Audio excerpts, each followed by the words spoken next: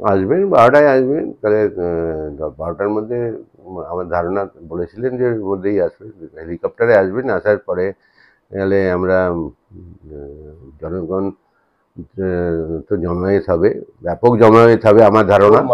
হ্যাঁ, ওই মাঠে হচ্ছে আমাদের ইয়ে ধুবুলিয়া যে টিবি হাসপাতাল, ওইখানে ওই মাঠটায় ব্যাপক ধরনের টিবি হাসপাতালের মাঠে হেলিপ্যাডটা ওই আমাদের ওইখানকার যে ইয়ে ক্লাবটা আছে, ক্লাবটার পাশেই ওই মাঠের মধ্যে মূলত ওইখানে যে জায়গা আছে সেই জায়গাতে ব্যাপক মানুষেরই স্থান হবে, কারণ মাঠটায় খেলাধুলো করে। ওখানকার ক্লাবের একটা টাকা দেওয়া হয়েছে আমাদের তরফ থেকে।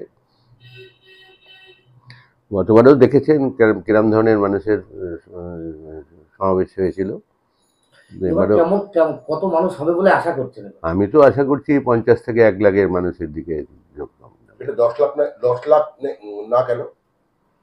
10 লাখ মানুষের মধ্যে একটা গ্রামের ভিতরে নিয়ে গিয়ে লোক নিয়ে গিয়ে তাহলে লোকসভা কেন্দ্রের তো জায়গায় মুখ্যমন্ত্রী আসছে না, আসছেন, কিন্তু সেটা কৃষ্ণনগরটার না ওইখানে যেটা ওপার বাংলার উদ্বাস্তু মানুষদের একদম কেন্দ্রস্থলে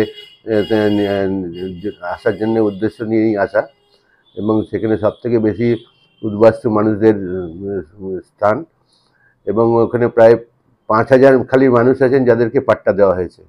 তো বুঝতে পারছেন, সেই মানুষরা সবই যাতে ওইখানে উপস্থিত থাকে তার জন্য একটা আলাদা ইয়ে আছে। সুতরাং ওইখানে উদ্বাস্তু মানুষদের নিয়ে সিএ নিয়ে প্রচার যদি শুরু হয়, তাহলে ওইখান থেকেই শুরু করার জন্য। মুখ্যমন্ত্রী মমতা বন্দ্যোপাধ্যায় কদিন আগে অসুস্থ হয়েছিলেন, তিনি কপাল ফেটে গেছিলেন। তারপরে কি এই যে তিনি বেরোতে পারেননি প্রচার, অর্থাৎ ভোট ঘোষণার পরে, প্রার্থী ঘোষণার পরে এই আজকে নদিয়া থেকেই প্রচার শুরু করছেন। একদম। এর কারণটা কি?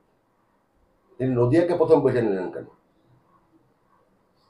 শুধু উজ্জ্বল বিশ্বাসের জন্য? না, সেটা মমতাদির আশীর্বাদ, মানে মানুষের প্রতি আশীর্বাদ। অন্য জেলা তো শুরু করতে পারত। না, মূলত আমার তো ধারণা যে এখানে বেশ কিছু মানে উদ্বাস্তু মানুষরা আছেন, এবং তারপরে বেশ কিছু মতুয়া সম্প্রদায়ের মানুষ আছেন, এবং এটার জন্যই বেশি তার এর আগের মিটিংটাতে তিনি দেখেছেন, তার জন্য এটার জন্যই ওই জায়গাটাতেই তিনি মিটিংটা শুরু করতে চেয়েছেন। 3টে প্রার্থী যে হয়েছে, 3টে প্রার্থী বেশ একদম লড়াই হবে, তাই সেই চিন্তা করেই মমতা বন্দ্যোপাধ্যায় কৃষ্ণনগরতে সভা করছেন। আরে আমাদের এই এই কেন্দ্রেতে জেতার ব্যাপারে একটা এখন আমরা ইয়ে করছি না, ভাবছিও না। জেতার ব্যাপারে ভাবছেনই না? জিতে আছেনি? জিতেই আছি। বিজেপিকে কি ভয় পাচ্ছেন? না, মমতা ব্যানার্জি প্রথম এইখান থেকে সভা শুরু করছে। তাই হয় নাকি? বিজেপিকে নিয়ে ভয় পেলে তাহলে এখানে তাহলে তো এর আগের মিটিংটাতে কোথায় করেছিলেন? এটা করেছিলেন শান্তিপুরে, তার জন্য এবারের মিটিংটাতে এখানে করছেন।